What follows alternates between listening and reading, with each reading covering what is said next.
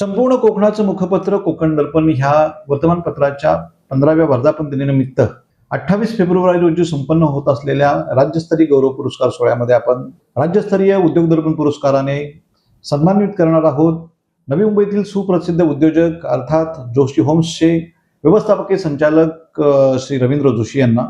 खऱ्या अर्थानं एक समाजसेवक म्हणून पनवेल महानगरपालिकेतील नगरसेवक म्हणून काम करत असताना पनवेल आणि कामोठे शहरामध्ये त्यांनी आपलं एक वेगळं चुणूक वेगळी ओळख समाजाच्या मनामध्ये निर्माण केलेली आहे. आपल्या सोबत आहेत रवींद्र जोशी साहेब. सर नमस्कार. कोकण दर्पणचा हा राज्यस्तरीय गौरव पुरस्कार सोहळा आणि आपणास उद्योग दर्पण पुरस्कार आम्ही बहाल करतोय.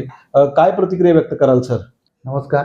सर्वप्रथम कोकण दर्पणच्या 15व्या वर्धापन दिनानिमित्त आपणास मी अधिकाधिक शुभेच्छा देतो. तसेच मला तुम्ही राज्यस्तरीय उद्योग दर्पण पुरस्कार दिल्याबद्दल कोकण दर्पणचं मी मनापासून आभार व्यक्त करतो.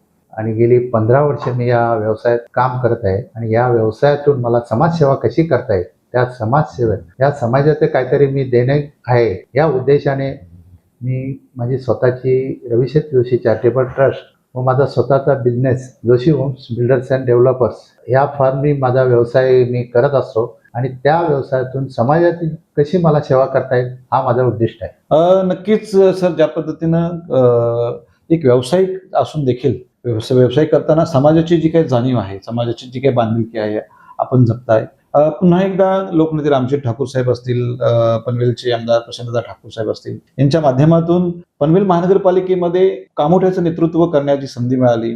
नगरसेवक आपण झालेला आहात. त्या माध्यमातून कशा प्रकारे सेवा करणार आहात?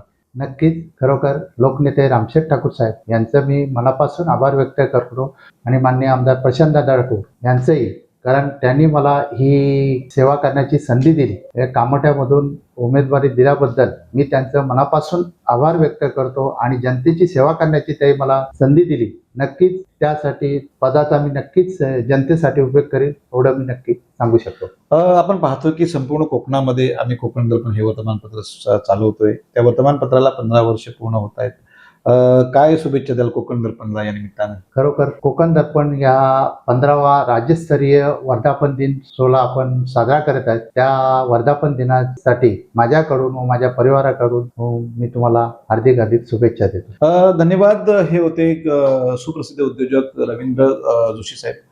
खरं तर एक सर्वसामान्य माणूस आणि उद्योजकामध्ये आल्यानंतर देखील सामाजिक जाणीव, सामाजिक भान कसं राखता येईल, रवींद्र जोशी चॅरिटेबल ट्रस्ट असेल किंवा जोशी होम्सच्या माध्यमातून समाजाला आपण काय देणं लागतो ते देणं आपलं दिलं पाहिजे. सामाजिक जाणीव आपण जपली पाहिजे. ज्या समाजात आपण जन्मलो, वाढलो, मोठे झालो त्या समाजाचे आपण देणेकरी आहोत. म्हणून जनसेवा हीच ईश्वर सेवा ही भावना सातत्यपूर्वक रवींद्र जोशी जगताना त्यांच्या व्यवहारामध्ये आपल्याला पाहायला मिळते. सर, ह्या निमित्तानं आपण हा राज्यस्तरीय उद्योग दर्पण पुरस्कार आपण स्वीकारताय त्याबद्दल खूप खूप मनापासून आभार आणि आपल्या पुढील सामाजिक आणि राजकीय वाटचालीसाठी देखील खूप खूप शुभेच्छा. धन्यवाद सर. धन्यवाद.